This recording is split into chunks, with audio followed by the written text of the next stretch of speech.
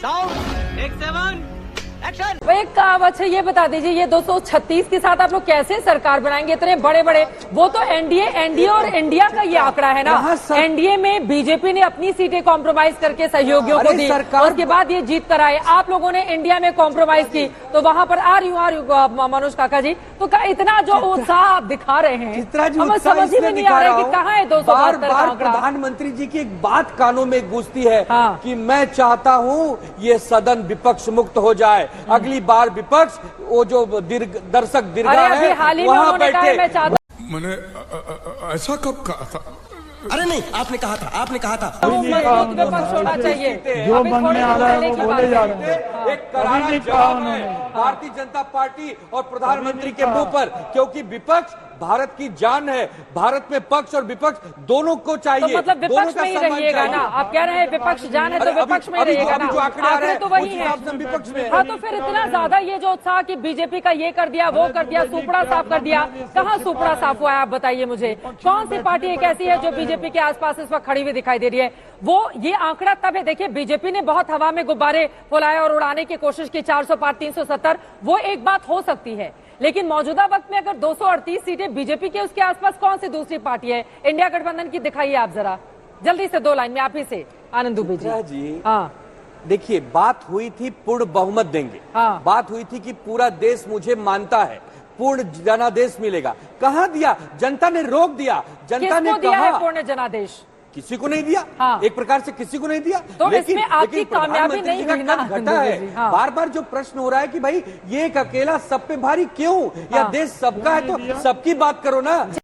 ये बड़ी अच्छी बात कही आप। व्यक्ति विशेष को महान क्यों बनाया जा रहा है? कुछ बोलना चाह रहे हैं मनोज काका जी, उसके बाद मैं फौरन आ रही हूँ। शहनवाज जी,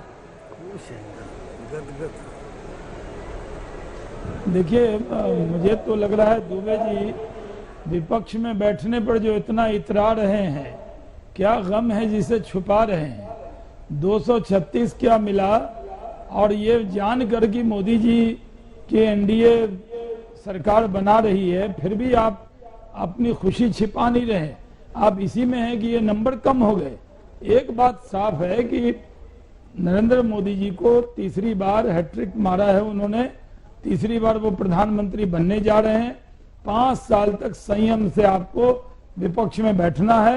और मोदी जी ने कभी नहीं कहा कि हम विपक्ष मुक्त चाहते हैं। नहीं, बड़ा आप लोग कहते थे शहनवाज हुसैन जी मजबूत विपक्ष नहीं है, ये नहीं उठाता है, सवाल नहीं पूछता है। अब समझ में आ रहा है ना आंकड़े देखकर? हालांकि अभी आगे क्या होगा ये बड़ा सवाल बना हुआ है। एनडीए तो 289 पर आगे है। हाँ, विपक्ष में बैठे वो और अपनी बात को रखें। विपक्ष में भी तो बैठना नहीं आता था। अच्छा, 38 सीटों पर समाजवादी पार्टी मुद्दे को उत्तर प्रदेश में को बढ़ते हुए देखे।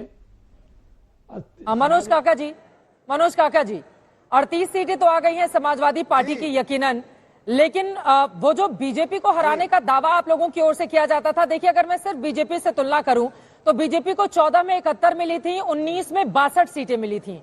समाजवादी पार्टी 38 सीटें पाकर ही इतनी इतरा रही है।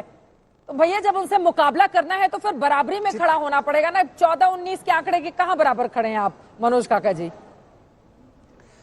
चित्रा हम लोग कभी इतराते नहीं, हम लोग जनादेश को सिरोधार्य करते हैं। अब आप अपने सरकार पोषित पत्रकारिता से कितना नरेंद्र मोदी जी को बताएंगे? आपको यह बताना चाहिए कि 2019 में बनारस से जो नरेंद्र मोदी 6,50,000 वोटों से जीते थे, आज वो सिर्फ 1.5 लाख वोट से जीत रहे हैं। जो नरेंद्र मोदी जी कहते थे कि 300 पार 350 पार तो सिर्फ हमारी पार्टी आएगी 370 और बाकी में एनडीए रहेगा, तब हम 400 रहेंगे। तो अब आप उनको 238 पर ही सांत्वना दे रही हैं, तो दीजिए। तो ये तो नरेंद्र मोदी जी का अहंकार हार गया, उनका गरूर हार गया।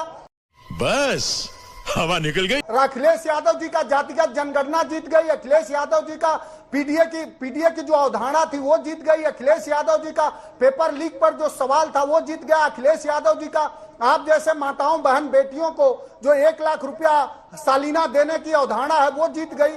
तो अब नरेंद्र मोदी जी से ये सवाल देश करे, 1.5 लाख वोट से तो हमारे कई लोग जीत गए। जिस मर्यादा पुरुषोत्तम भगवान राम के नाम पर भारतीय जनता पार्टी ने राजनीति करी, मर्यादा पुरुषोत्तम राम भी अखिलेश यादव के आदर्श और उनके अनुशासन के साथ नजर आए। उन्होंने अखिलेश यादव जी के प्रत्याशी को जिताया। तो भारतीय जनता पार्टी का अहंकार हार गया है। अब ये शहनवाज भाई के चेहरे पर तनाव और भयाक्रांत दिख रहे हैं। क्यों भयाक्रांत है आपको हम लोग न्याय देंगे, आप आइए ना हमारे साथ। कैसा भयाक्रांत आप दिख रहे हैं? आपके तरह प्रतिभावान व्यक्ति को भी बीजेपी ने किनारे लगाया। इसको मैंने कई संवादों में कहा, और आपको ही नहीं, एक देश के बड़े वर्ग को भारतीय जनता पार्टी ने राजनीतिक रूप से हाशिए पे रखा। वो सबको लड़ाना चाहती है, नफरत करना चाहती है। अगर आपको न्याय, मोहब्बत और लोकतंत्र, संविधान पसंद है तो आइए समाजवादियों और इंडिया गठबंधन के साथ। सबको यहाँ न्याय मिलेगा, नौकरी मिलेगी, सबकी बात सुनी जाएगी। अरे भैया मनोज काका जी, ये सब तब होगा ना जब इंडिया गठबंधन की सरकार बनेगी। और मुझे लगता है कि थोड़ा सा जुबान संभाल कर बोलनी चाहिए। ये क्या शब्द होता है, सरकार वित्त पोषित पत्रकार? बुरा लगा। कम से कम अब एक बड़ा दिल दिखाइए। अगर आप लोग जीत रहे हैं 38 सीटों के साथ तो उसी तरह का कद भी रखिए और उसी तरह की जुबान भी रखिए।